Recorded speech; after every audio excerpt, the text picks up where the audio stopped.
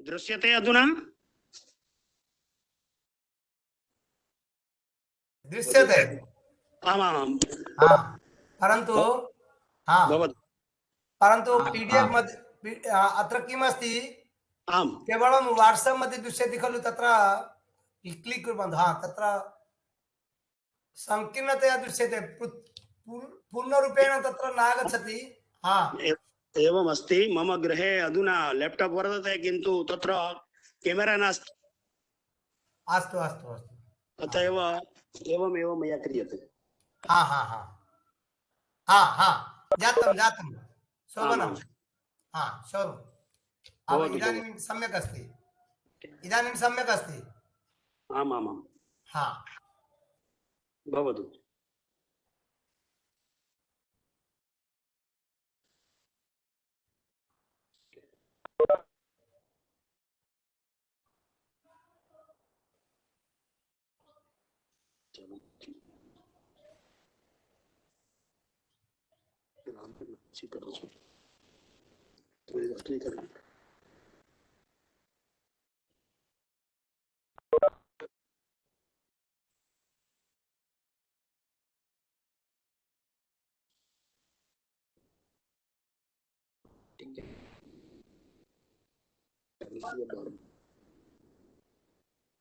કેટલાની કેટલા આવશે કે આ લોકો બધા સામાન કર્યાનું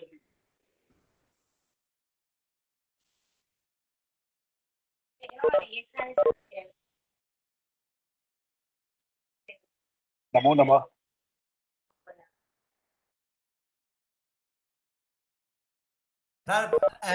अस्तु, सर्वेभ्यो नमो नमः।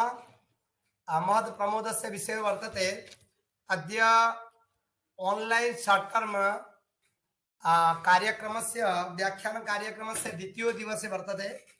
प्रथम दिवसे वयं भद्रमन्त्राणाम् अध्ययनं कृतवन्तः। एतदर्थं तत्र मन्ये जे सर्वे छात्राः, इदानीं 15 छात्राः आगताः, परन्तु अद्यतन व्याख्यान कार्यक्रमे अस्माकं मध्ये ये उपस्थिताः सन्ति ते अस्माकं मित्रवर्याः, अस्माकं वेद विभागस्य तत्र सभ्याः। मन्ये प्रथमतः 15 वर्ष व्यतीतानि मया दृष्टं, 12 वर्षाणि व्यतीतानि मया दृष्टं। वेदस्य कृते एतेषां काय वचसा तथा कर्मणा सर्वत्र एव वेदस्य कृते एते समर्पितभूताः सन्ति। एते महानुभावाः ये सन्ति, डॉक्टर पंड्या जी महोदयाः, राजेंद्र प्रसाद पंड्या जी, एतेषां महानुभावानां स्वागतं वयं कुर्मः। अद्य एते महानुभावाः पीपीटी माध्यमेन पाठयिष्यन्ति छात्राणां सुखबोधाय। अद्यतन व्याख्यानस्य विषयो वर्तते नवग्रह मंत्राणां सस्वर व्याख्या। स्वरेण साकम् एते नवग्रह मंत्राणां पाठनमपि करिष्यन्ति, पुनः मंत्राणाम् अर्थज्ञानमपि कारयिष्यन्ति। एतेषां पुनः स्वागतं वयं कुर्मः। इदानीं साक्षात् एव तत्र व्याख्यानं प्रति गच्छामः। तत्र इते पंड्या महोदयाः निवेद्यन्ते, स्वकीय व्याख्यानेन सर्वान् उपकुर्वन्तु। मान्यः पंड्या महोदयाः। ओम विश्वानि देव सवितर्दुरितानि परासुव जद्भद्रं तन्न आसुव। सर्वेभ्यो नमो नमः। सोमनाथ संस्कृत विश्वविद्यालयस्य मन्यः कुलपतयः, कुलपति महोदयाः एवं कुलसचिव महाभागाः तथा च सर्वे प्राध्यापकाः, प्राचार्याः, वेद विभागाध्यक्षाः, डॉक्टर पाणिग्रही महाभागाः, सर्वेपि विद्वांसाः, एवं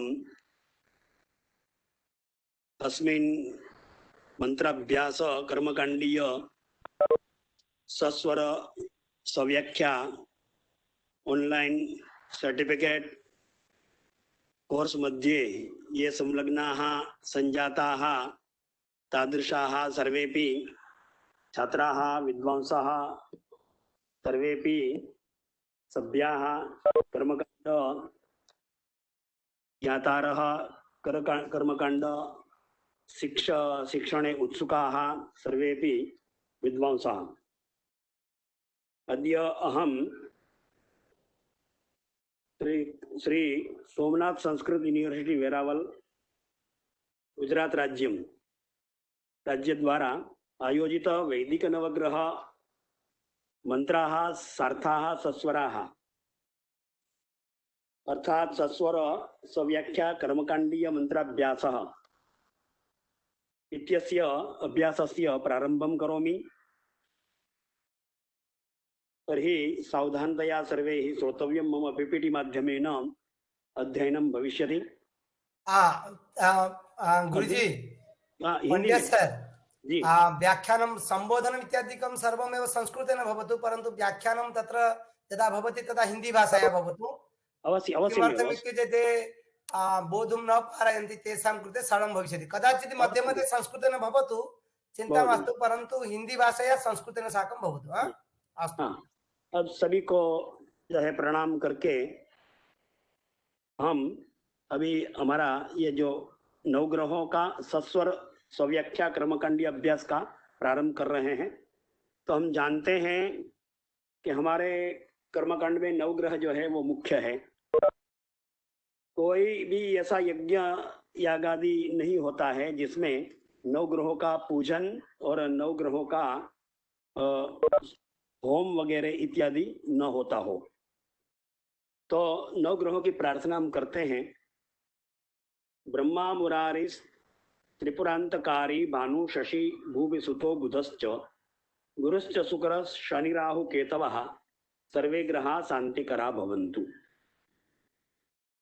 यह जो श्लोक मैंने समुच्चारित किया है उसमें सभी नवग्रहों का नाम वगैरह आ जाता है और अंत में हम नवग्रहों की प्रार्थना करते हैं कि सर्वे ग्रहा शांतिकराः भवन्तु, अर्थात नवग्रह जो है वो शांति कारक हमारे लिए हो। दूसरा एक श्लोक जो है जिसमें नवग्रहों का नाम भी आ जाता है और उससे हम कुछ प्राप्त क्या करें, कुछ प्राप्त भी करते हैं।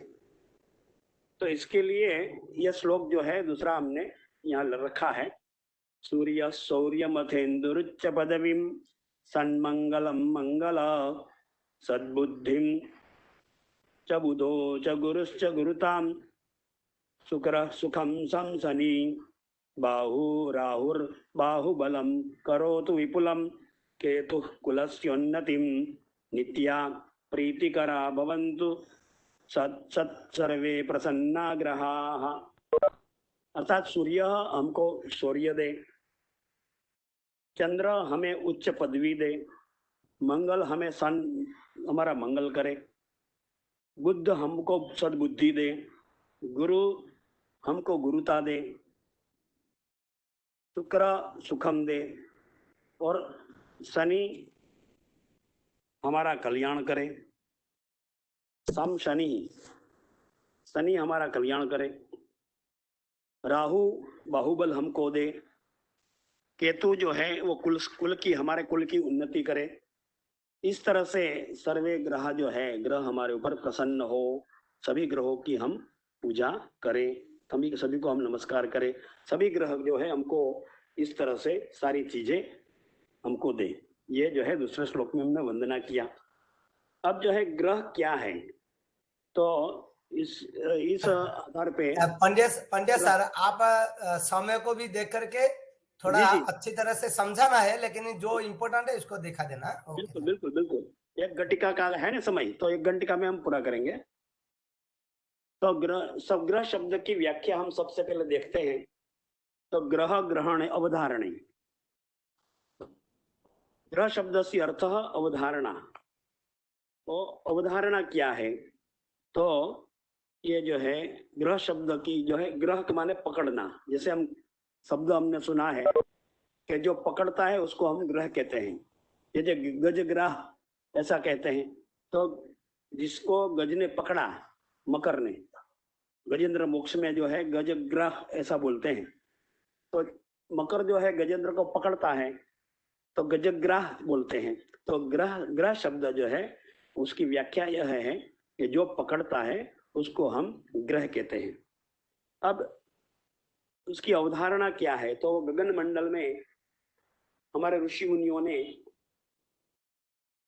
9 ग्रहों की जो है अवधारणा की है, जिसमें 9 ग्रहों के जो है उल्लेख किया है। इससे सूर्य जो है प्रमुख ग्रह है, उसके आसपास जो है वो चंद्र, मंगल, बुध, गुरु, शुक्र, शनि, राहु और केतु, इतने जो है प्राचीन 9 ग्रह जो है ऋषि मुनियों ने बताए हैं। और आधुनिक वैज्ञानिकों ने भी बहुत सारे ग्रह की खोज किया है, जैसे नेपच्यून है, प्लूटो है, यूरेनस है। तो इस तरह से ये 9 ग्रहों की हम अवधारणा करते हैं। ऋषि मुनियों प्रतिपादित 9 ग्रह हम जो है मानते हैं। अब उनका जो है 9 ग्रहों का महत्व क्या है और ज्योतिष शास्त्र के में उसके आधार के ऊपर उसका महत्व क्या है? तो 9 ग्रहों का महत्व यह है कि जब हमारा जन्म पृथ्वी पर होता है तो उसी टाइम पे वो 9 ग्रह जो है जिस स्थिति में गगन मंडल में रहते हैं, उसी स्थिति मंडल का पूरा प्रभाव शिशु के ऊपर पड़ता है और उसी के अनुसार उसका जन्म कुंडली वगैरह निर्माण होती है। जब हम हमारी जन्म कुंडली निर्माण करते हैं तो देखते हैं कि उसमें जो है जन्म कुंडली निर्माण करते हैं तो उसमें हम देखते हैं कि 9 ग्रह कौन से कोष्टक में हैं। तो इस तरह से ज्योतिष शास्त्र में और 9 ग्रहों का महत्व, 9 ग्रह मंडल में, पौरोहित्य में भी 9 ग्रह मंडल का महत्व क्या है, स्थिति क्या है। तो पौरोहित्य में जब हम पौरोहित्य कर्मकांड वगैरह करते हैं, कर्मकांड वगैरह में जाते हैं, तो उसमें जो है 9 ग्रहों का स्थापन वगैरह होता है, 9 ग्रहों की आकृति वगैरह होती है, 9 ग्रहों का सारा के सारा जो है 9 ग्रहों का पूजा वगैरह होता है। तो इस तरह से 9 ग्रह जो है वो 9 ग्रहों को जो है पूजा वगैरह होता है और उसका जो है 9 ग्रहों का किस तरह से मंडल बनता है, तो ये मंडल हम दिखा रहे हैं। तो सूर्य जो है रक्तवर्ण है बीच में और वर्तुलाकार है, चंद्र है वो चतुरस्र है, शुभ्र वर्ण है, मंगल जो है वो त्रिकोणाकार है और रक्तवर्ण है, बुध जो है वो बाण का आकार का है, पीत वर्ण है, गुरु जो है वो गुरु चतुरस्र है और पीत वर्ण है, शुक्र जो है तो शुक्र जो है वो स्टार के अनुसार है और शुभ्र वर्ण है, शनि जो है वो धनुष आकार है और कृष्ण वर्ण है, राहु जो है वो स्वरूपाकार है और कृष्ण वर्ण है, केतु ध्वजाकार है और जो केतु जो है वो धूम्र का आकार है। अब ये कोष्टक ग्रहों का हम दे रहे हैं, जिसमें उसकी पूरी सारी जानकारी आपको मिलती है। जिसमें सूर्य ग्रह है तो सूर्य ग्रह की संविधा क्या है, सूर्य ग्रह के वर्ण क्या है, उसका जो है फल क्या है, उसका अधिदेव कौन है, प्रत्यधिदेव कौन है, सारी की सारी जो है ये एक चार्ट दे रहे हैं। उस चार्ट में 9 ग्रहों की पूरी जो है जानकारी हमको मिलती है।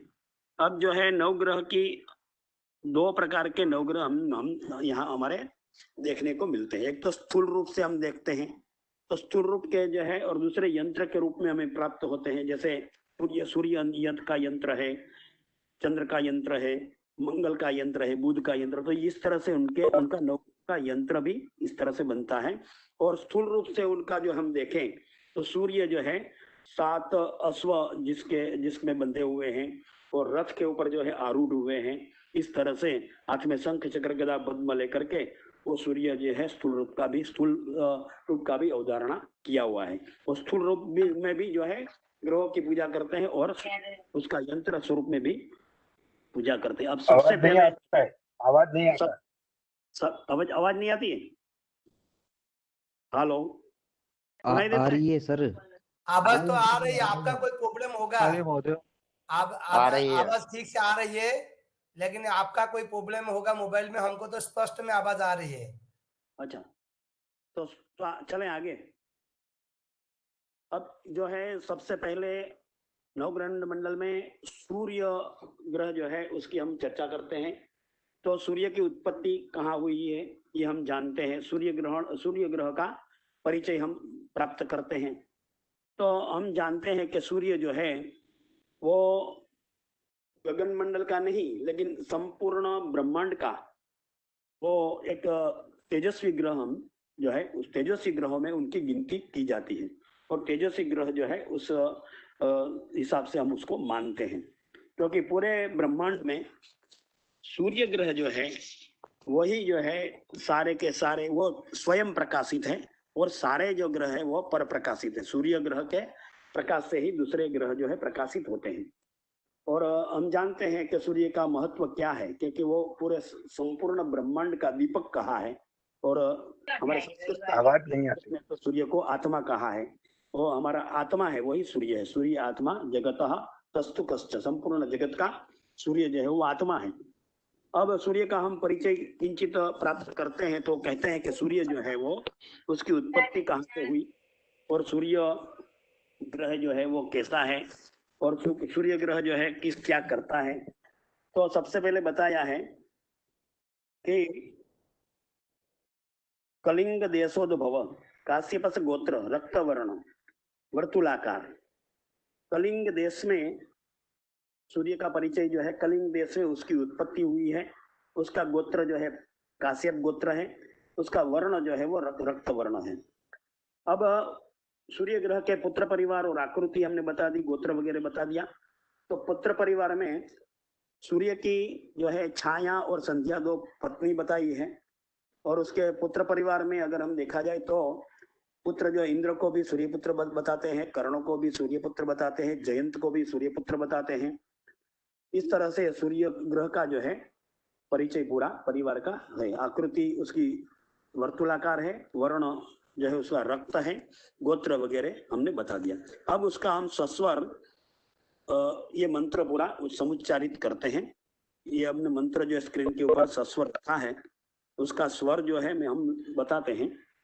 जिसके नीचे जो है अनुदात है तो वो राइट की ओर दक्षिण की ओर हस्त ले जाना है। जिसके नीचे स्वर नहीं है वो उसको वाम की तरफ हस्त ले जाना है। जिस वर्ण के ऊपर एक लकीर खींची हुई है उसमें जो हस्त है बीच में ले जाना है। इस तरह से हस्त संचालन की विधि से करना होता है, उसको स्वर कहते हैं। हरि ओम आकृष्णेन रजसा वर्तमानो निवेशयन्नमृतं मर्त्यञ्च हिरण्ययेन सविता रथेना देवो जाति भुवनानि पश्यन्न। इस तरह से यह जो है सूर्य ग्रह का मंत्र है, सूर्य मंत्र हमने पढ़ा। अब इसका जो है हम थोड़ा उसका अन्वय और व्याख्या बताते हैं कि अन्वय क्या है, व्याख्या क्या है। सस्वर वैदिक मंत्र हमने पढ़ा, अब अन्वय व्याख्या और अर्थ की तरफ हम जा रहे हैं। तो हम देखते हैं आवर्तमानः कृष्णेन रजसा। आवर्तमानः इसका मतलब है फिर बार बार परिभ्रमण करने वाला, पुनः पुनः जो है परिभ्रमण करता है। और रात्रि के अंदर निवेशयन, रात्रि करता है, दिन भी करता है। स्वेषु स्वेषु प्रदेशेषु स्थापयन, प्रत्येक प्रदेश में जो है वो अपना किरणों से अपना तेज को जो है स्थापित करता है, प्रसारित करता है। अमृता देवादि कर्म मर्त्ये च मनुष्यादि च दिकम च। मर्त्य का अर्थ है मनुष्यादि लोक में। हिरण्येन हिरण्येन सविता रथेन, हिरण्मय तेज से वो सूर्यदेव, सविता का अर्थ है सूर्यदेव। याति गच्छति, वो जा रहे हैं रथ में बैठ करके। दानादि गुण युक्त जो है वो भुवनानि पश्यन, संपूर्ण 14 भुवन को जो है वो देखते हुए कौन साधु कर्म कर रहा है, कानी कानी साधु कुर्वन्ति कानी कानी च असाधु कुर्वन्ति कर्माणि, वो सब सारे के सारे जो है मनुष्यों के और सारे सारे 14 भुवन के अंदर जो विराजमान जितने भी जीव है उन सारे जीवों को देखते हुए, उनके कर्म को देखते हुए, अच्छे और बुरे, भगवान सूर्य रथ के ऊपर विराजमान होकर के वो जो है वो संपूर्ण हिरण्यमय अपने तेज को छिड़कते हुए संपूर्ण भुवन को देखते हुए वो जा रहे हैं। इस तरह से उनकी हम अन्वय किया, व्याख्या भी। अभी जो है उसका अर्थ हम बताते हैं। अर्थ में बताया है कि आ कृष्णे नरजसा वर्तमानो निवेशयन अमृतम मृत्युंच, अर्थात बार बार परिभ्रमण करता हुआ, बार बार परिभ्रमण करते हुए ये सूर्य जो है सूर्य जो है प्रकाशमान वर्तमान प्रकाशमान संपूर्ण भुवन को, चौदह भुवन को प्रकाशित करते हुए, अपने तेज से प्रकाशित करते हुए, वो लोकांतर को देखते हुए अपने सुनहरे रथ में बैठ करके, भगवान सूर्य का भी रथ भी सोने का है, सुवर्ण का है, और सुवर्ण में रथ में बैठे हुए संपूर्ण भुवन का वो संचरण कर रहे हैं। अब जो है हम चंद्र के बारे में थोड़ा उसका जानकारी दे करके फिर उसका सस्वर मंत्र पाठ करेंगे। मंत्र पाठ करने के बाद उसका अन्वय, व्याख्या और अर्थ करेंगे। अब चंद्र ग्रह की उत्पत्ति हम देखते हैं कि चंद्र ग्रह की उत्पत्ति कैसे हुई। तो हम जानते हैं कि पुराणों में एक बहुत प्रसंग जो है, बहुत प्रसिद्ध प्रसंग वर्णित किया हुआ है। समुद्र मंथन का प्रायः श्रीमद् भागवत आदि सभी पुराणों में उल्लेख है। तो समुद्र मंथन अमृत के प्राप्ति के लिए हुआ था और देवों और दानवों के बीच में संधि हुई, और संधि के माध्यम से उन लोगों ने, देवों दानवों ने मिल करके समुद्र मंथन किया। और समुद्र मंथन करने के बाद उसमें जो है 14 रत्न निकले। जैसे हम जानते हैं कि उसके अंदर जो है लक्ष्मी, कौस्तुभ, पारिजातक, सुरा, धन्वंतरी, चंद्रमा, यह श्लोक जो है बहुत प्रसिद्ध है। मंगलाष्टक में भी यह श्लोक गाया जाता है वगैरह कार्यक्रम में। तो लक्ष्मी सबसे पहले निकली, कौस्तुभ मणि निकला, और फिर पारिजात नाम का एक वृक्ष निकला, फिर धन्वंतरी महाराज प्रकट हुए, चंद्रमा भी वो समुद्र मंथन में से निकला हुआ है। तो ये चंद्रमा जो है वो पृथ्वी का पुत्र भी कहा जाता है। दधि संकट तुषाराभं क्षीरोदारण सम नमामि ससीलम सोमम संभोर मुकुटभूषण, यह भी उसका एक पौराणिक मंत्र है। तो ये चंद्र की उत्पत्ति हो गई। अब चंद्र का परिचय हम जानते हैं। तो चंद्र जो है उसको छह पत्नियां थी, जो छह कृतिका के नाम से जानते हैं। और चंद्रमा जो है वो रोहिणी को बहुत प्रेम करता था, अपनी पत्नी रोहिणी को। चंद्र बहुत सुंदर था। चंद्र जो है इतना सौंदर्यशील है, इतना वो मन का कारक है। जैसे सूर्य आत्मा का कारक है, तो चंद्रमा को मन का कारक कहा गया है। वो मन को कंट्रोल चंद्रमा से होता है। तो इस तरह से चंद्रमा जो है वो उसकी पत्नी वगैरह का परिचय हो गया। पुत्र जो चंद्रमा का जो क्या है, आकृति कैसी है, वर्ण क्या है, गोत्र क्या है, ये हम जानते हैं। तो चंद्रमा को जो है आकृति बताई है। चंद्रमा की आकृति लंब चतुरस्र बताया है, चतुर्विंशति अंगुले, ऐसा बता करके आत्रेयस गोत्र बताया है, शुक्ल वर्ण बताया है। इस तरह से गोत्रादि विचार करके, वर्णादि विचार करके, आकृति वगैरह के विचार करते। अब चंद्र का हम सस्वर वैदिक मंत्र हम पढ़ते हैं। तो चंद्रमा का वैदिक सस्वर मंत्र क्या है तो बताते हैं। ओम इमं देवा असपत्न गोसु वध्वं महते क्षत्राय महते ज्येष्ठ्याय महते जानराज्यायेन्द्रसेन्द्रियाय इमामुख्य पुत्रा मुख्यै पुत्रमस्ये विष एघवो मीराजा सोमोस्माकं ब्राह्मणानाग्मुराजा। यह जो है सस्वर वैदिक मंत्र हमने यहाँ पढ़ा। अब इसका जो है अन्वय व्याख्या देखते हैं। इमं देवाः, हे देवाः सोमादयः।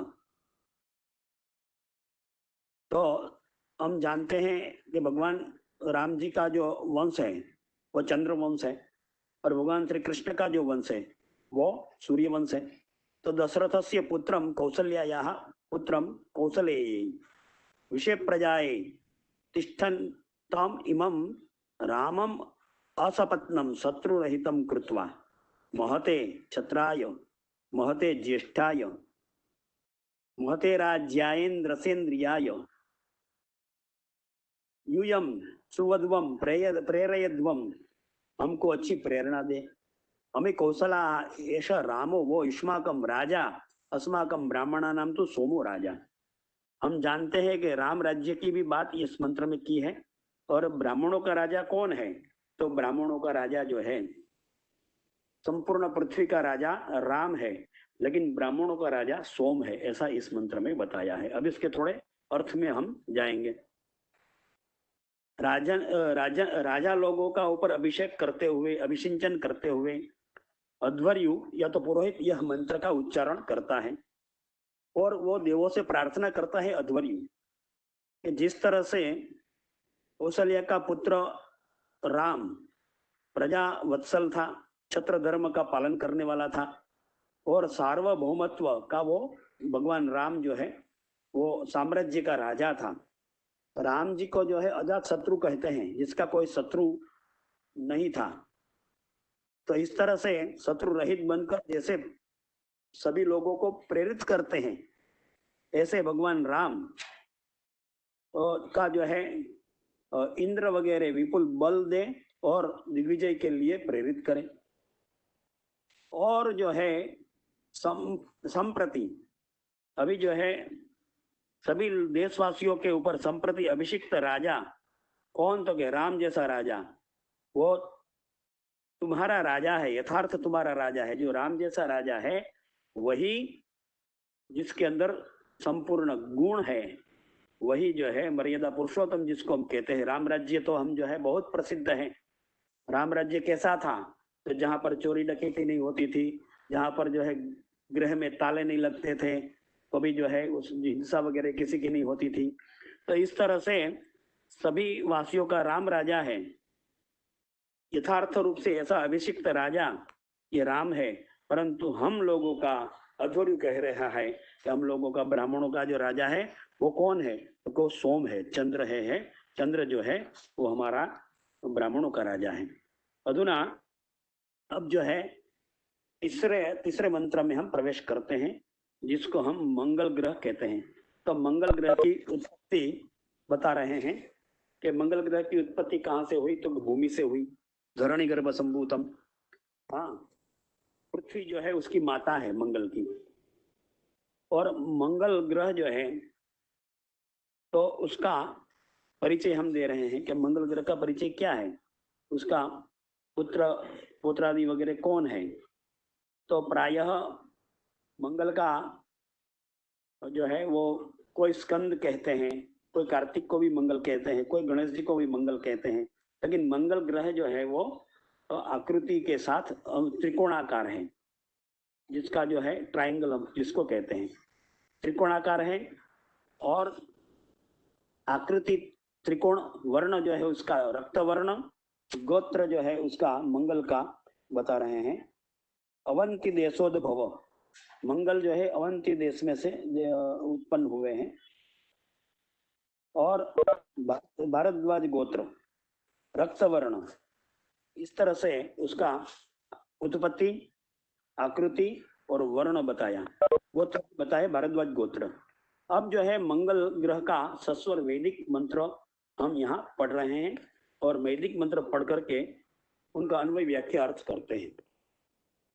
ओम अग्निर्मूर्धा दिवाः ककुत्पतिः पृथिव्या अयम् अपागुरेतागुषि जिन्वति। ये जो है सस्वर वैदिक मंत्र हमने पढ़े। अब उसका अन्वय क्या है, व्याख्या क्या है, थोड़ा देखते हैं। तो अयम अग्नि ही,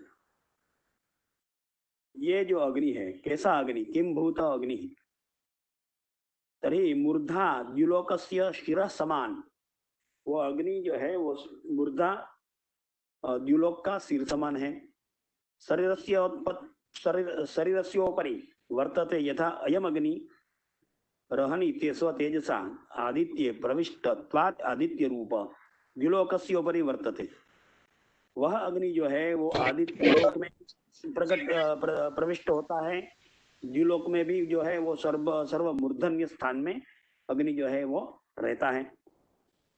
ककुत गोपृष्ठोन्नत अवयव वाणी तद्वत आदित्य रूपेण सर्वोपरि स्थित्वा ककुत सदृशः वर्तते। जहाँ प्राणियों में जो ककुत बोलते हैं, जहाँ उन्नत भाग जो है बीच में रहता है, जिसको हम ककुत कहते हैं, वो उसमें भी वो अग्नि रहता है। और वाणी जो है वो भी आदित्य रूप है, वो भी सर्वोपरि वाणी है, उसमें भी वो रहता है। श्रद्धा ककुत इति महन नाम, निघंटु में लिखाया है। निघंटु कहता है, क्या कहता है कि ककुत माने क्या है, तो ककुत माने जो महत स्थान है, उन्नत स्थान है, जगत कारण जो है वो ककुत है। तथा पृथिव्या पति पालक, वो पृथ्वी का पालक है और पृथ्वी का पति है। कौन, तो के वो अग्नि। दाह पाक प्रकाशेर भूलोक स्थानम उपकारकत्वात्, वो दाह भी करता है, पाक भी करता है और प्रकाश भी देता है, और भूलोक स्थान में उसको वो बहुत उपकारक है। ऐसा जो है ये अग्नि का, अग्नि तत्व का ये मंत्र ग्रह का हम यहाँ पे उसका अन्वय व्याख्या हो गया। अब जो है उसका अर्थ करते हैं। अब जो है अध्वर्यु यह कह रहा है कि यह जो आहवनीय आदि वेदिस्थ अग्नि जो है, तो जब जब जो है यज्ञ याग आदि होता है तो एक वेदी निर्माण की जाती है, और अग्नि जो है वो आहवनीय नाम की अग्नि है वेदी में। वो जो अग्नि है वो द्युलोक का मूर्धा स्थान है। वो द्युलोक जो रहता है, सिर जहाँ रहता है, वो सिर हम जानते हैं अग्नि जो है प्रसिद्ध मूर्ध्व ज्वलनम हविर्भुजा, वो अग्नि की ज्वाला हमेशा ऊपर उठती है, तो वो द्युलोक के ऊपर जाती है, द्युलोक के तरफ रहती है, तो वो सिर बता दिया, द्युलोक का सिर है, वो श्रेष्ठ है, उन्नत है। और पृथ्वी का जो है स्वामी वो अग्नि है। यह जो है जल के सारे वर्षण को पुष्ट करता है। अग्नि से ही जल होता है, जल वर्षा होती है, और वर्षा से ही अग्नि पुष्ट होता है। इस तरह से यहाँ पर मंगल ग्रह की जो है पूरी जानकारी देखने के बाद हम बुध ग्रह के बारे में जानते हैं। तो बुध जो है वो ग्रह की उत्पत्ति का कैसे हो गई, तो बुध ग्रह का उत्पत्ति देखते हैं। तो कौन कहाँ पे हुई, तो बता रहे हैं मगध देशोद्भव। वो मगध देश में उसकी उत्पत्ति बताई है। उसका परिचय देते हैं बुध ग्रह का। तो उसका परिचय क्या है, तो बुध का पुत्र परिवार जो है वो उनका बता रहे हैं। तो आत्रेय गोत्र है, पीत वर्ण है, और आकृति उसकी सुर्पाकार, आकृति उसकी लंबचौरस बताई है। इस तरह से गोत्र विचार वगैरह हो गया। अब बुध ग्रह का जो है मंत्र हम बता रहे हैं। तो सस्वर वैदिक बुध मंत्र क्या है, कौन सा है, ये हम जो है सस्वर वैदिक बुध मंत्र पढ़ते हैं। ओम उद्बुद्ध स्वाग्रे प्रतिजाग्रहित्वमिष्टा पूर्ते सगुंसृजे धामयञ्च अस्मिन् सदस्ते अद्युत्तरस्मिन् विश्वे देवा जजमानश्च सीदतो। अब ये बुध मंत्र जो है हमने यहाँ सस्वर पढ़ा। अब उसका अन्वय व्याख्या और अर्थ को हम देखते हैं। अन्वय व्याख्या अर्थ क्या है, तो बुध उद्बुद्ध स्व माने प्रतिबुद्धो भव। यजमान अध्वर्यु कह रहा है, हाँ, प्रतिबुद्धो भव अर्थात जागृतो भव है, आप स्वयं आप जागृत रहें। हे अग्ने प्रतिजाग्रही चत्वम, अग्नि को उद्देश्य अग्नि प्रति उद्देश्य अग्नि की ओर इस संकेत करके वो अध्वर्यु कहता है, अग्नि तुम जागृत हो जाओ, हाँ प्रतिबुद्ध हो जाओ, हाँ प्रतिजागृही तुम जागते रहो। ततः इष्टापूर्ते संसृजेथाम तद्वत् प्रसादात् यजमानेन सह अयम यजमानः इष्टापूर्ताभ्याम संस्तुष्टो भवतु। हाँ इष्टापूर्ति हमारी हो जाए और यजमान को जो है, यजमान के साथ इष्टापूर्ति हो जाए। यजमान की जो इष्ट है, यजमान जो चाहता है, यजमान की जो इच्छा है, वो पूर्ति तुम करने वाले हो जाओ। संश्लिष्ट पाप रहित तुम हो जाओ, तुम पाप रहित हो, हमको भी आप पाप रहित करो। अस्मिन् सदस्थे देवै सह स्थाने, यह देवों का स्थान है। यज्ञ मंडप में हम जानते हैं कि सभी देवों को आवाहित किया जाता है और अध्वर्यु जो है मंत्रोच्चार पूर्वक आवाहित करते हैं सभी देवों को। तो इस जो है अस्मिन् सदस्थे देवों के सह स्थान में अद्युत्तरस्मिन् सर्वोत्कृष्ट आदित्य लोग जो है वो सर्वोत्कृष्ट है। विश्वे देव यजमानस्य सीदतु, विश्वे देव यजमानस्य समान लोक प्रार्थ्यते, यजमान को समान लोक विश्व देव नाम का जो लोक है वो यजमान को प्राप्त हो, अर्थात यजमान की इच्छा पूर्ति हो। यजमान तुम जागृत हो जाओ, हमको भी जागृत करो।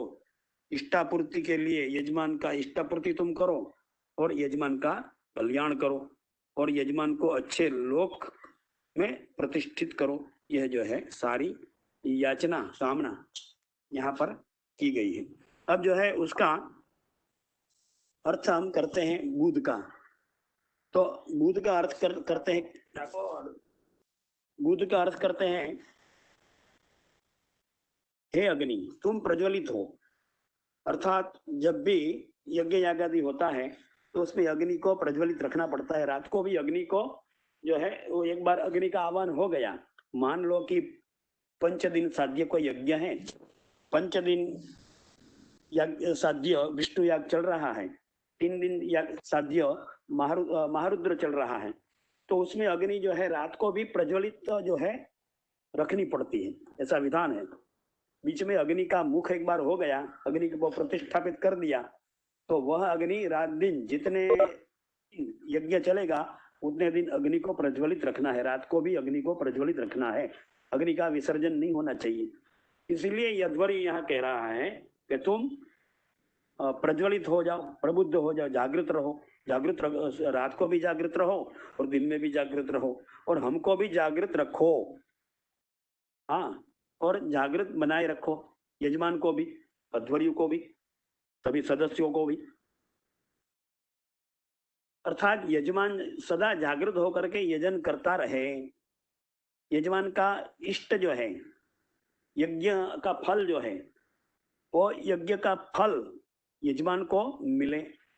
यजमान की इच्छा क्या है, तो कि वो इष्ट माने क्या होता है, तो कि कूप निर्माण, तड़ाग धर्मशाला आदि बनाना, कूप निर्माण करना, तड़ाग को बनाना, माने लोक कल्याण। यजमान का इष्ट यज्ञ आदि का फल क्या है, तो कि इष्ट पूर्ति। तो इष्ट पूर्ति क्या होगी, तो इष्ट पूर्ति यजमान जो है यज्ञ करके सामाजिक कार्य करे, कोई कूप का खनन करे, कोई तड़ाग का निर्माण करे, किसी जो है मुसाफिर को रहने के लिए धर्मशाला वगैरह बनाए।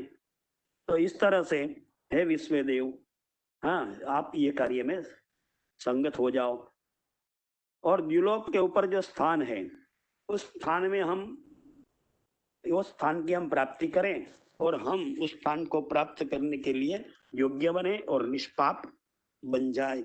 इस तरह से ये पूरा बुध का मंत्र अब हमने पढ़ा।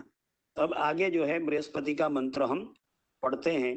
बृहस्पति का हम जानते हैं कि बृहस्पति ग्रह क्या है, किस तरह से बृहस्पति का, सबसे पहले बृहस्पति की उत्पत्ति देखते हैं।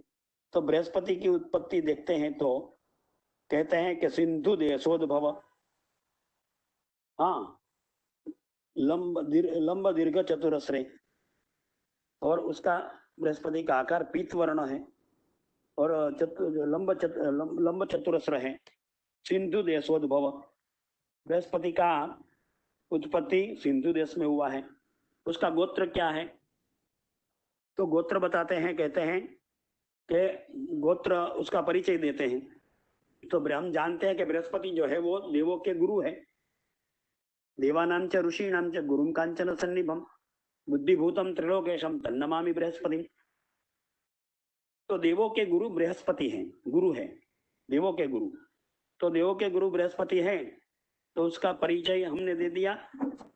अब पुत्र परिवार भी जो है उनका है, आकृति उसकी लंब चतुरस्र है और आंगिरस गोत्र है, पीत वर्ण है।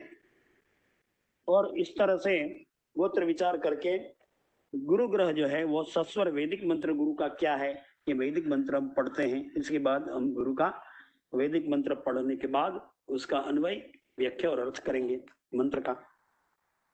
तो गुरु ग्रह जो है वैदिक सस्वर मंत्र यह है, ओम बृहस्पते अति अदर्जो अरेहाद्विमद विभाति क्रतुमज्जनेखु जद्दीदयच्छवसरेत प्रजात दस्मा सुद्रविणन्देहि चित्रम्।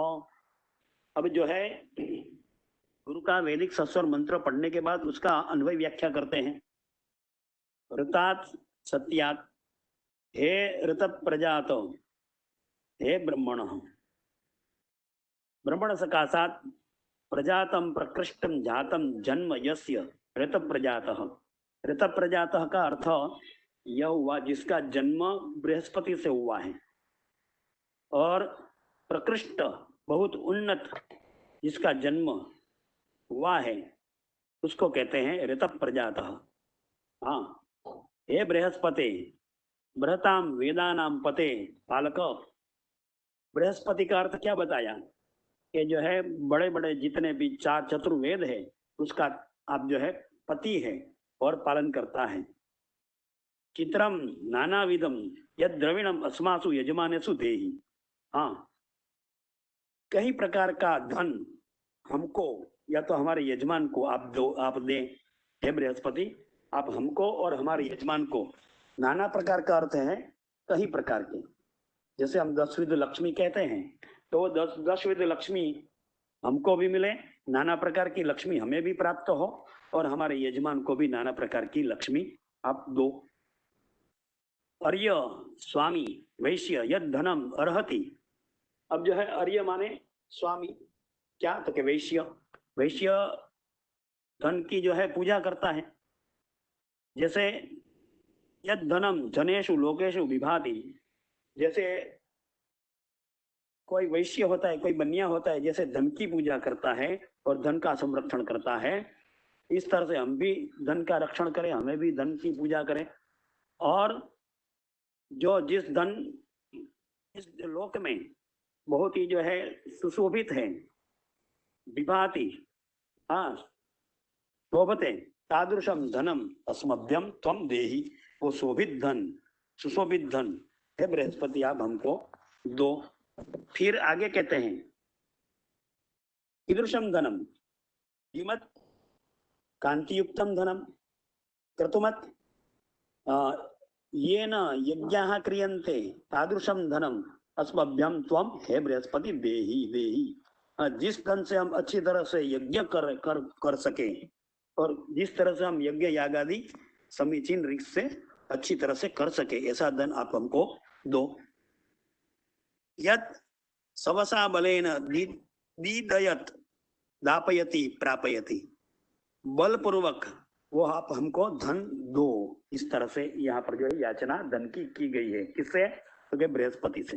हे बृहस्पति, आप हमको बलपूर्वक अर्थात आप हमको ये इस तरह से ऐसा धन हमको दो जो शोभित है, जो वैश्य जो धन की पूजा करता है, जो तीनों लोक में जो सुशोभित है।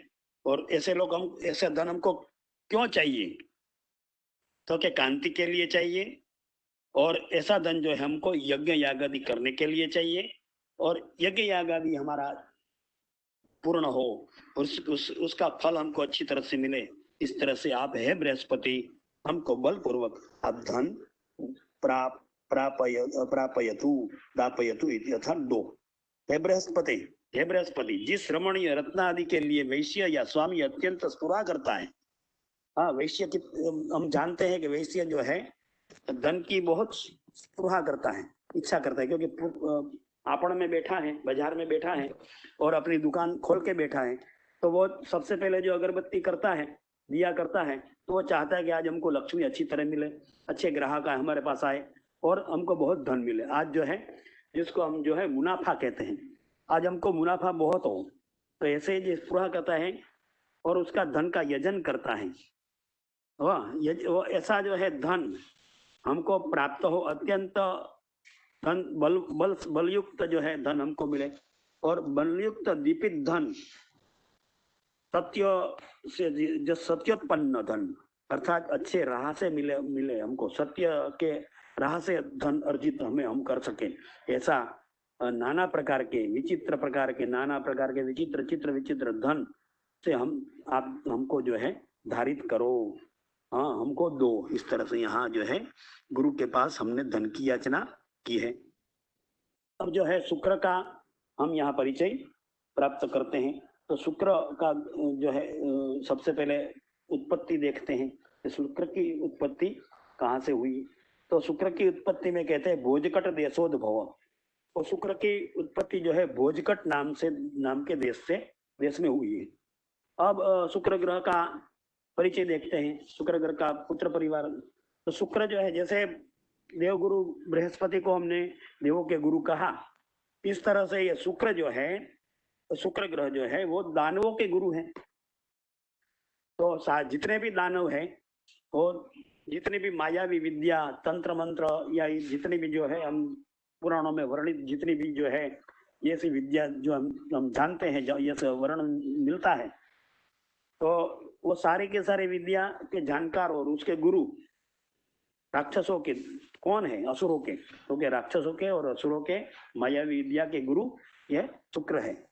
देवगुरु बृहस्पति और राक्षसों के और जो है असुरों के गुरु जो है वो शुक्र है। इस तरह से उसका परिचय हो गया। अब जो है उसका उत्पत्ति भोजकट देश बताया। गोत्र बताते हैं, भार्गव गोत्र है, भार्गव गोत्र में से वो उत्पन्न हुए हैं। भार्गवस गोत्र, शुक्ल वर्ण, उसका वर्ण जो है वो सफेद है, शुभ्र है, शुक्ल वर्ण है। और उसका जो है आकृति उसकी जैसे हम स्टार बनाते हैं, तो स्टार जैसा उसकी आकृति है। और अब उसका जो है शुक्र ग्रह का गोत्र वर्ण विचार करने के बाद शुक्र ग्रह का सस्वर वैदिक मंत्र कौन सा है ये हम पढ़ रहे हैं। तो वैदिक मंत्र हम पढ़ते हैं, उसके बाद उसका अन्वय, व्याख्या और अर्थ करेंगे। ओम अन्नात् परिश्रुतो रसं ब्रह्मणाभ्यपिबच्छत्रं पयः सोमं प्रजापतिः प्रेतेन सत्यमिन्द्रियं विपानगुं शुक्रमन्दस इन्द्रस्येन्द्रियमिदं पयोमृतं मधु। अब जो है ये शुक्र का वैदिक मंत्र हो गए सस्वर। यहाँ पर एक जो है ध्यान देने की बात यह है कि यहाँ ब्रह्मणाभ्यपिबत जो है वहाँ पे न्युब्ज, पूर्ण न्युब्ज स्वर है। जहाँ पे ऐसा चिन्ह जहाँ आता है एल के आकार पे, एल जैसा, वो है पूर्ण न्युब्ज, उसको कहते हैं। ये स्वर आपको बता दिया। एक पूर्ण न्युब्ज ये है, दूसरा एक अर्धन्युब्ज भी होता है। वो अर्धन्युब्ज जैसे हम डब्ल्यू करते हैं, तो डब्ल्यू वाला जो है वो अर्धन्युब्ज जिसको हम कहते हैं। अब जो है उसका हम ये शुक्र मंत्र का अन्वय व्याख्या देखते हैं। प्रजापति ही प्रथमं शरीरी परिश्रुतो अन्नात् सुरारूपात् अन्नात् रसम ब्रह्मणा गायत्री लक्षणेन गायत्री द्वारा व्यपिबत विविच्य पितवान। अब जो है इसका अन्वय और व्याख्या देखते देखते आगे चलते हैं कि जो है जिसका शरीर जो है सुरारूपात अन्न से हुआ है, जो गायत्री लक्षण, गायत्री द्वारा सोम रस की बात कुछ यहाँ पर हम जो है बताते हैं। और व्यपिबत, हाँ जो पीता है, क्षत्रम च व्यपिबत, क्षत्रिय पीते हैं।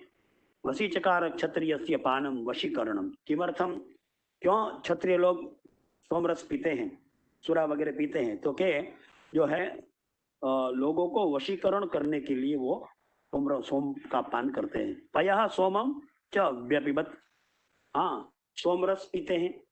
वेदों में बहुत सोमरस का वर्णन आया है। सोमवल्ली से सोमरस निकाला जाता है, उसकी भी विधि है। उसको ले आने की विधि, उसको कूटने की भी विधि है, और उसको कूटने के बाद उसका रस निकालने की भी विधि है, और उसको यज्ञ में स्वाहाकार करने की भी विधि है, जिसको हम कहते हैं सोमयाग। सोमयाग में प्रायः सोमरस का होम होता है, पान भी होता है। तो यहाँ पर जो है बताते हैं, रेतेन सत्यमिंद्रियम, रेतेन सत्येन एतत् सत्येन ज्ञातम यत् अंधस्वर्णस्य सोमस्य विपानम विविच्य पानम शुक्रम शुक्ल शुद्धम अतएव इंद्रियेभ्यः वीर्यपदम भूयात्। ये जो है शुद्ध इंद्रियों में इंद्रिय जो है तेजस्वी बने, वीर्यप्रद इंद्रिय बने, और शुद्ध जो है हमको जो है वीर्य प्राप्त हो, बल प्राप्त हो, पराक्रम शुद्ध हम कर सकें, इस तरह से, इसलिए ये जो है हम सोमरस का पान कर रहे हैं, इस तरह से बताया। फिर जो है आगे बताते हैं, ये आगे बताते हैं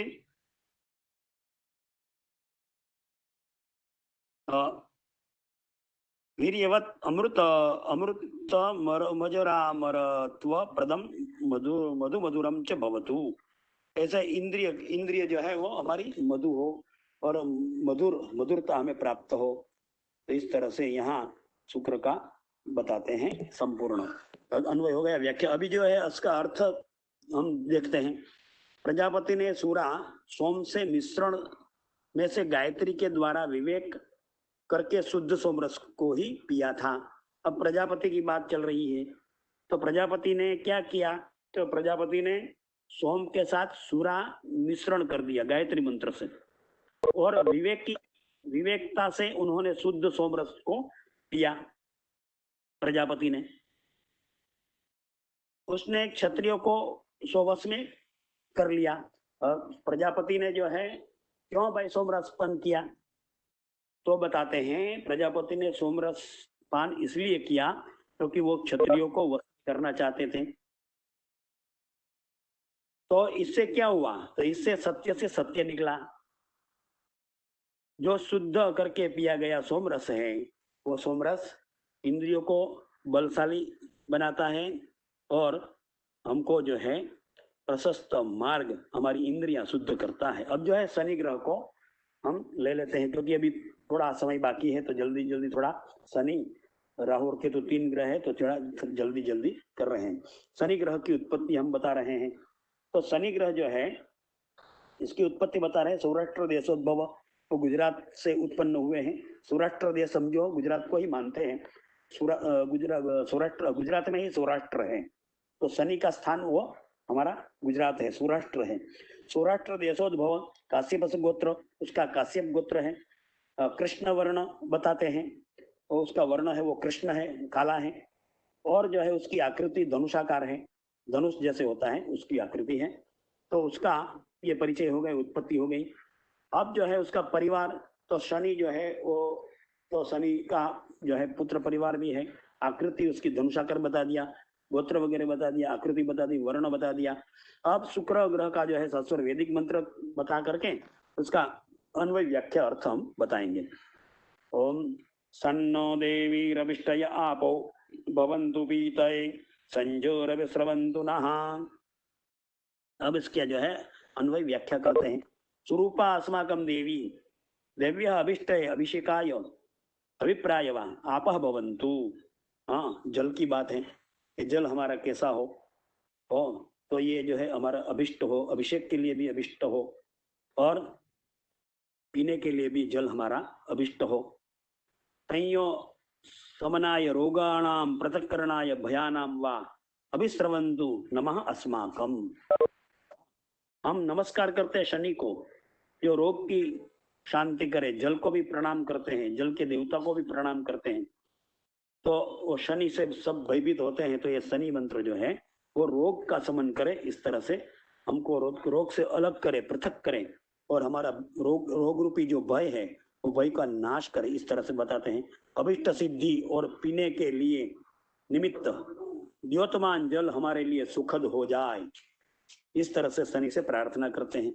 हमारी सुख संप्राप्ति तथा रोग निवारण और जल से हो जाए, और ऐसा जल हमको पीने के लिए मिले, और वही जो है अनुकूल ये जल हमारे लिए स्रवित हो, इस भूमि के ऊपर द्रवित हो, स्रवित हो। इस तरह से है ये शनि का मंत्र का अर्थ और अन्वय व्याख्या हो गया। अब राहु की हम जो है बात करते हैं। तो राहु की बात करते हैं तो राहु का उत्पत्ति बताते हैं और आकृति वर्ण बताते हैं, सब राहु का क्या है। तो राहु की उत्पत्ति कहाँ हुई ये बताते हैं। तो राठीना पुरोद्भव, राठीन नाम का देश जो है वहां पे उसका उत्पत्ति हुआ है। उसका गोत्र है पैठिनस गोत्र, नील वर्ण, थोड़ा नील वर्ण है उसका। और उसकी आकृति राहु की बताते हैं कि राहु की आकृति सूर्पकार है और उसका नील वर्ण है। पुत्र परिवार भी राहु का है। और अब उसका मंत्र पढ़ते हैं। ओम, फिर अन्वय व्याख्या अर्थ करेंगे। कया नक्षत्र आभुवदूति सदा व्रता सखा, कया सचिष्ठया व्रता, ये राहु का मंत्र हो गया, स्वर दिए हुए हैं। अब उसका अन्वय व्याख्या अर्थ करते हैं। तो कया उतिया अवधेश तर्पणेन प्रीणनेन वा नः अस्माकं सखा सहायः आभूतवत् आभिमुख्येन भवति, तथा वृता वर्तते इति वृत प्रत्यावर्णमानया सजिष्ठया अतिशयवत्या यागक्रिया अस्माकं सखा भवति।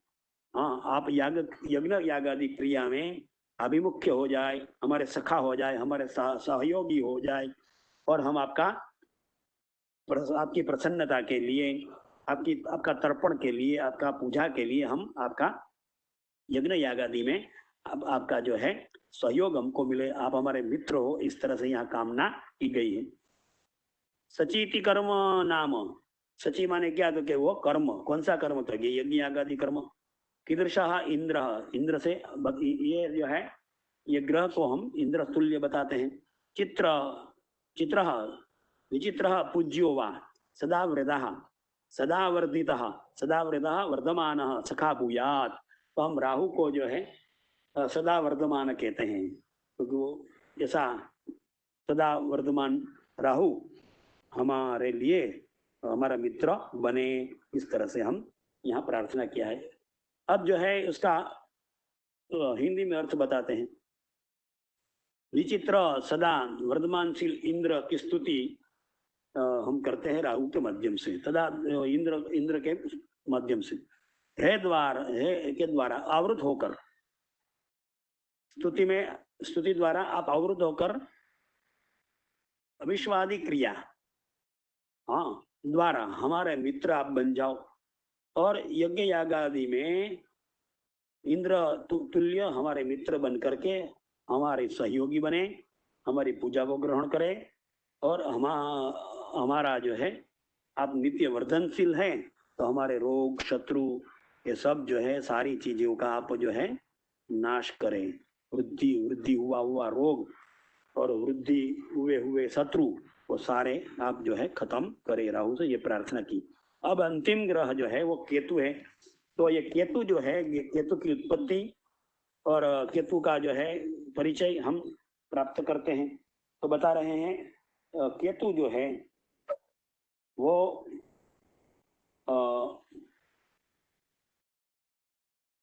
केतु का जो है राहु का बता दिया, राहु का जो है सौराष्ट्र राहु का बता दिया, और अब जो केतु का बता रहे हैं तो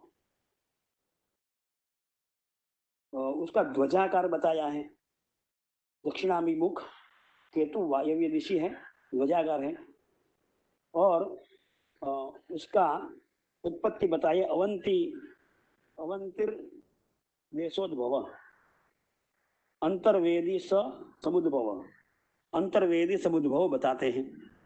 और जैमिनिश गोत्र बताते हैं, धूम्र वर्ण बताते हैं। उसकी आकृति है वो ध्वजाकार है, जैसे कोई हम ध्वजा देखते हैं, कोई देवालय की मंदिर की ध्वजा जैसी होती है, ऐसी है एक केतु की आकृति है और उसका वर्ण है धूम्र वर्ण। जैसे धुआं अग्नि के अंदर से उठता है और उसका वर्ण जो होता है ऐसा धूम्र वर्ण ये केतु का है। और ध्वजा वर्ण, ध्वजा आकृति जो उसकी होती है। तो उसका गोत्र जैमिनी गोत्र बताते हैं। अब जो है उसका मंत्र का सस्वर पाठ करके अन्वय व्याख्या और अर्थ बताएंगे। तो केतु का सस्वर मंत्र पाठ करते हैं।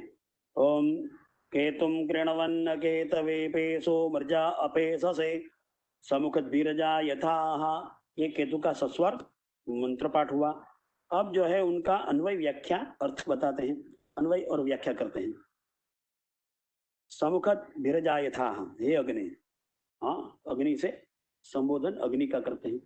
उषद भी, उषदा है, यहाँ पर जो है उष का अर्थ लिया है दाह। तो जो दाह उत्पन्न उशंती अविर्दहंती अग्नि प्रति निवसद्भिः याजमानः सन् समजा यथा उत्पन्नोसी। है अग्नि, आप जो है दाह करते हैं, लेकिन किसका? क्योंकि हमने जो मंत्रोच्चार पूर्वक पुरस्सर जिस देवों को उद्देश्य करके जो हमने आहुति डाली अग्नि में, उसका आप दाह करते हैं। अग्नि को दूध भी कहते हैं। हाँ, वो हवि को ले जाने वाला है अग्नि। तो ऐसे जो है आप उत्पन्न हुए हैं। फिर आप कैसे हो इसमें तो बताते हैं। अकेतवे, हाँ, केतु माने ज्ञानम समस्त ज्ञानम तस्मै अज्ञानाय मर्त्याय मनुष्याय। जो मनुष्य का ज्ञान है, क्योंकि आप ज्ञानमय हो और मनुष्य के अंदर ज्ञान है। हाँ, तो केतुम कृणवन कुर्वन् नास्ति पेशः सुवर्णम यस्त अपेशाः तस्मै अपेशसे मर्त्याय मनुष्याय पेशः सुवर्णा कुर्वन्। मनुष्य का अज्ञान नाश करके आप ज्ञान युक्त हो। केतु आप कैसे हो? ज्ञान युक्त हो। मनुष्य के अंदर क्या है? अज्ञान है। तो आप सुवर्ण रूप अज्ञान उत्पत्ति करके मनुष्य के अंदर और सुवर्णमय ज्ञान की उत्पत्ति करके जो अंधकारमय ज्ञान मनुष्य में है उसका आप नाश करो। इस तरह से यहाँ प्रार्थना की गई है। तो अज्ञानी मनुष्य के लिए ज्ञान आप हो, हे केतु, तथा अरूप के लिए रूप उत्पन्न करने वाले आप हो, हे केतु। तुम अग्नि के समान हो। तुम अपने पास आवास करने वाले जो ऋत्विज है, जो यजमान है, जो आपकी पूजा करते हैं, जो आपका मंत्र अनुष्ठान करते हैं, मंत्र का जप करते हैं, उसमें आप जो है व्यक्त होते हो, अर्थात प्रकट होते हो, उसको आशीर्वाद देते हो और उसका ज्ञान बढ़ाते हो और कुरूप को स्वरूप करते हो और इत्यादि इत्यादि आशीर्वाद आप देते हो। इस तरह से यहाँ जो है मैंने ये सोमनाथ संस्कृत यूनिवर्सिटी के माध्यम से आपके सामने नवग्रह मंत्र सस्वर किस तरह से उसका पाठ होता है और उसका अन्वय व्याख्या किस तरह से होती है मंत्रों की और मंत्र के अर्थ किस तरह से होते हैं, ये सारा जो है कर्मकांडीय विद्या सस्वर मंत्राभ्यास में हमने ये बताया है। तो हम यहाँ जो है जिन्होंने हमको अवसर दिया उस सोमनाथ संस्कृत यूनिवर्सिटी का हम धन्यवाद करते हैं। अवसर प्रदत्तेभ्यः सर्वेभ्यः नमो नमः। धन्यवाद उपसंहारं करोमि। धन्यवादादिकं सर्वतीर्य पुनर्मिलामः। जयतु सोमनाथ, जयतु संस्कृतम् इति उक्त्वा विरमामि। नमः। मान्यः आमाम् वदतु। यत् उक्तं यद् व्याख्यानं प्रदत्तं तद् सर्वम् अस्माकं छात्राणां कृते महत् उपकाराय विद्यते। एतादृशानां व्याख्यानानां महती आवश्यकता अस्ति। अग्रेपि भवतां व्याख्यानं भवतु इति मम आशयो वर्तते। अस्तु, अग्रे मिलामः। भवानपि धन्यवादाः। भवतः प्रवचनेन वयम् उपकृताः, अस्माकं छात्राः अपि उपकृताः।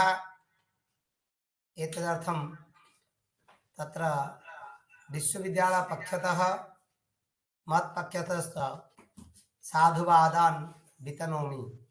धन्यवादाः। धन्यवाद महोदय, हाँ, धन्यवाद। पुनर्मिलामः। नमो हाँ, नमः। श्वः पञ्चवादने कक्षा भविष्यति।